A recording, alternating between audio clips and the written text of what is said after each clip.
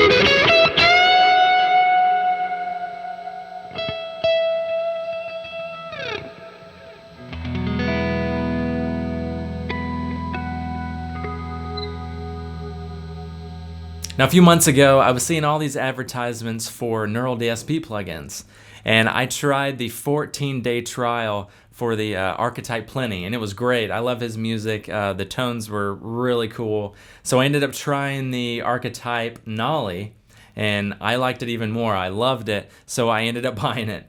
But one thing that I noticed that most of the reviews and most of the videos that I saw online, they were really just kind of mainly like metal prog tones, higher gain tones. And I was like, I really want to be able to get a good, clean, like right on the edge of breakup vintage tone, because most of the music that I play, and even on this channel, is more worship style or you know, something that you would implement more of that vintage tone for. So I feel like I got a pretty decent sound, so I wanted to just show you guys. This is not going to be an in-depth review of this plugin. I just wanted to show you guys how I achieved the tone in this plugin. So let's go ahead and get into this.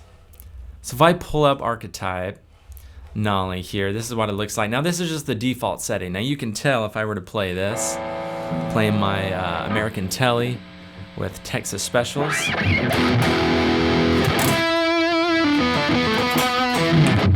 So you can tell just from the get-go, it's pretty high gain. But I mean, this plugin does great for that style of music.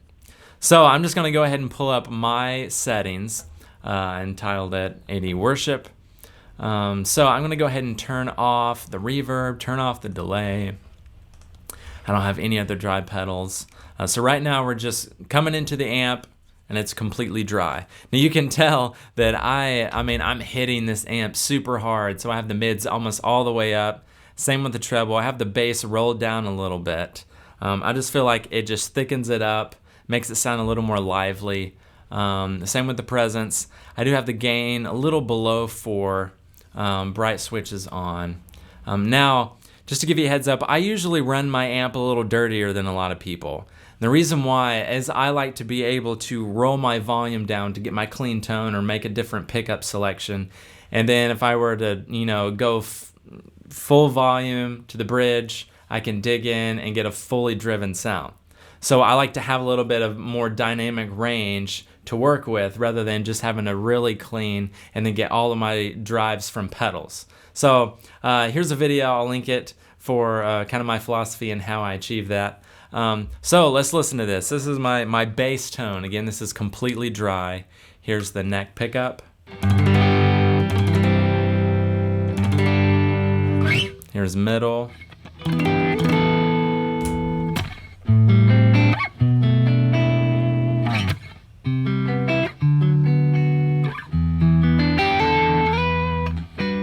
So if I were to go to the bridge, volume all the way up, and really dig in, I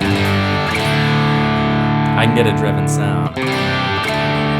But then go to neck, roll volume off a little bit.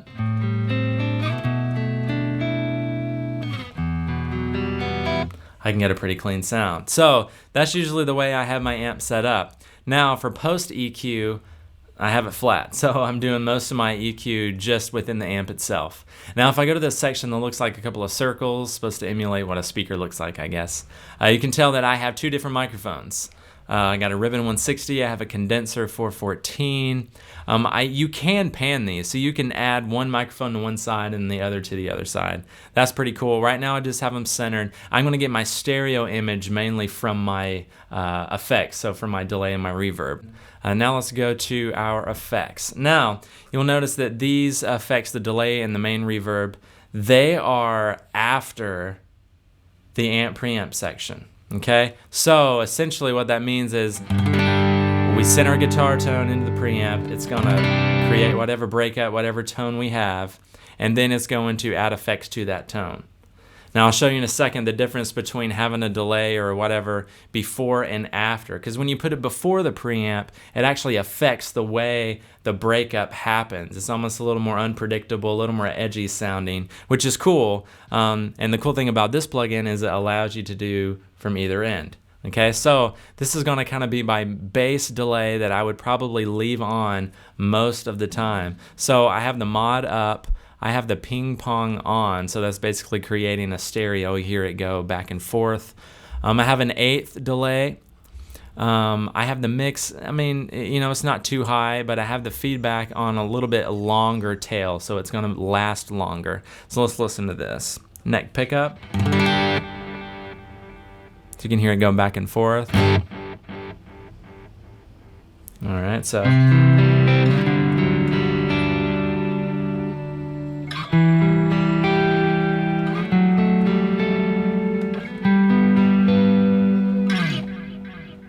You can hear that going back.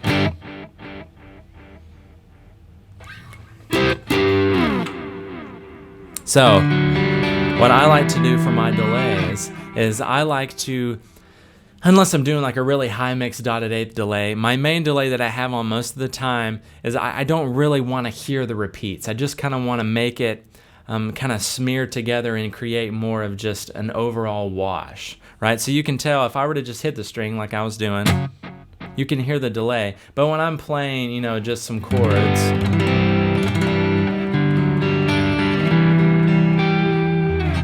you don't necessarily hear the repeats until, you know, right at the end when I cut the note off. And I like that for just my generic delay. So let's add some reverb now. So right now I have the low cut up and a little bit of the high cut. So I'm taking the overall EQ and I'm kind of bringing it to more of a smaller piece of the frequency range, just so that it doesn't get out of control. There's not too much woofiness in the low end, but there's also not too much high-end shimmer. Unless you want that, you can always just bring the high cut in. So I'm going to turn that delay off. There's the reverb. So I can add more mix. Or I could shorten the decay. I like it a little longer. Now one thing I will say about this reverb, it's not going to give you that something that's common in worship music, you know, like that cloud, that bloom sound. It's kind of be more of just a generic kind of plate sound. Now you can manipulate it, you know, to make it sound a little more ambient, but just know you're not going to get that crazy shimmer sound that you would, you know, want to use for really ambient stuff, really wet sounds. But you can get a pretty good, you know, just generic thing that you would use for most stuff. So if I turn back the delay and I leave that reverb on, this is how they sound together. All right.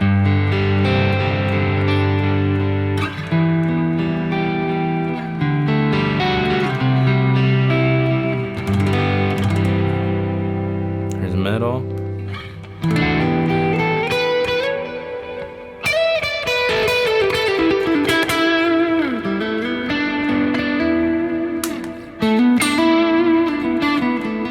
And then if I really want to dig in with the bridge,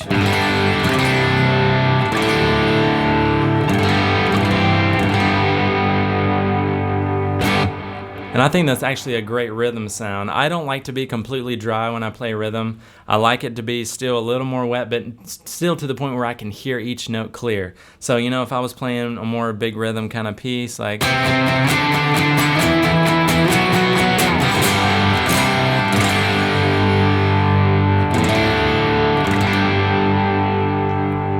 You know, that's not too dry, but it's not too wet. It still kind of fills it out. So I think that's a great, you know, just kind of bass. I could leave that on all the time and probably get through most of the set just from moving around my volume and changing pickups and whatnot. But the cool thing is about this plugin is it has a whole other pedal section in the front part of the preamp section. So we have a compressor, we have a green drive, which I assume is something like a TS9 Tube Screamer-ish. We have a delay, so again, this one's going to be before the preamp, so you can get some different sounds, and we'll get that in just a second. And then this overdrive 2 is going to be much more higher gain, okay? So let's listen to some of these. When I use a compressor, I don't like to just turn it on and leave it on. You know, a lot of people are into that. I like to use it a little more intentionally and, you know, turn it on if I'm going to play like a lead part and I want to add a little more sustain. That's the way that I use my compressor. So you can tell if this is what I have. I'll say if I were just going to play, you know, just some single note kind of stuff. And I want a little bit more sustain on those notes. I could even bump the level up a little bit so it'll give me a little more grit.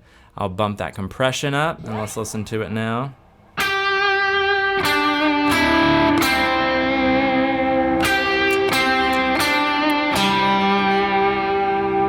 You can tell those notes ring out just a little bit longer. It's not a huge difference, but it adds a little bit. So again, compressor, that's more of a preference thing. That's just how I use it. So let's check out the TS9 or whatever this Tube Screamer would be. Now, for some reason, I don't care much for this drive in this plugin. And what I found myself was I was pulling the drive almost all the way out, and I was pushing the level, so I was basically using it more like a boost. Here, I'll show you why. So if I turn the level more noonish and I turn the drive up, here's my bass tone again. I turn that on.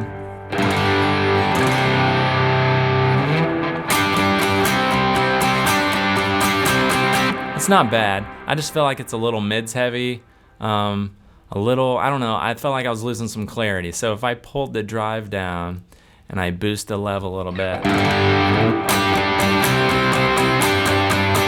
I just prefer that sound. And a lot of times if I have a physical TS9 or a Tube Screamer, I will do that. I'll pull the drive down a little bit, and maybe not this drastic, and then boost it a little more so that I'm just kind of using it as more of a clean boost. So I think that's great for those, you know, if I were to turn the compressor on and I were to play more of a lead line, you know.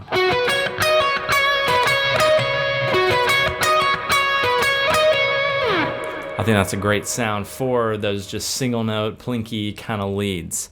Now let's listen to the second overdrive. Again, another thing that I don't like to do is I'm not big into stacking overdrives. Just, again, more of a preference thing. You can if you want. I'm not telling you not to. I just like to use one at a time. That's just my preference. So if I were to turn on more of a higher gain, again, I'm kind of using it the same way. I have the gain pretty far down and I have the volume all the way up. So I'm hitting it pretty hard. I have the treble up a little bit to add a little bit more brightness. Let's listen to it. So you can tell there's a lot more gain. It rings out, even if I put that compressor on. A little bit of feedback there, sorry.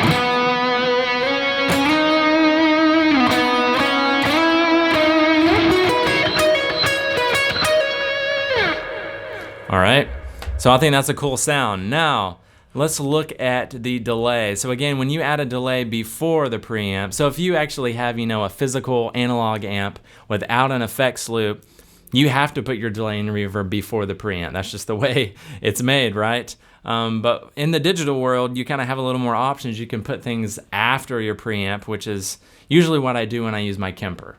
But a lot of times I will bring in both. I'll bring in some that are post because they're a little cleaner. It doesn't affect the breakup as much because you're already past the preamp section, right? If you put the delay before the preamp, it's going to affect how the amp breaks up. So keep that in mind. You know, if you have a higher mixed delay, it's going to break up your amp a little more because you're adding more signal to it. So if I were to add that delay, I'm going to jack up the mix more than I normally would, just so that you can hear it. Okay, so here it is without it. Okay, here it is with it. So you can tell when those repeats hit the amp, they're distorting as well. It's not just taking your overall tone that's already been broken up and then delaying it then. It's actually the repeats are breaking up differently than the original note, which is kind of cool. Now, if I were to add a drive after that, it gets even more drastic. So let's listen to it with that overdrive too.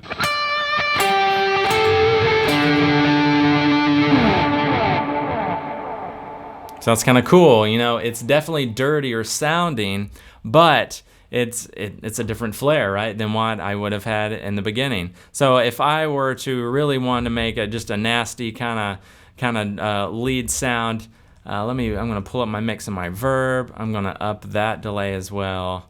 And then again, I have this one on. So let's listen here. All right. So let's check this out.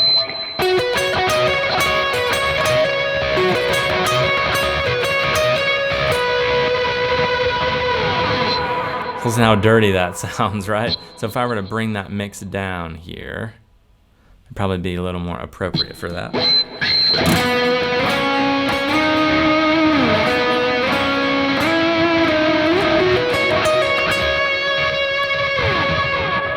Right, you wouldn't use that all the time, but it's really cool. So that's the advantage of using a delay before the preamp. You can get some different sounds.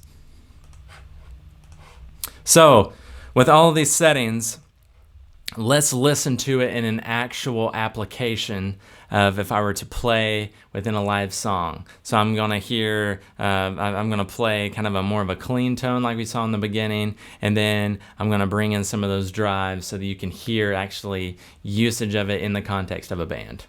Past every pain and disappointment, beyond every unmet hope or dream, we will hold steady in the chaos. We're gonna do what you promised. You're gonna do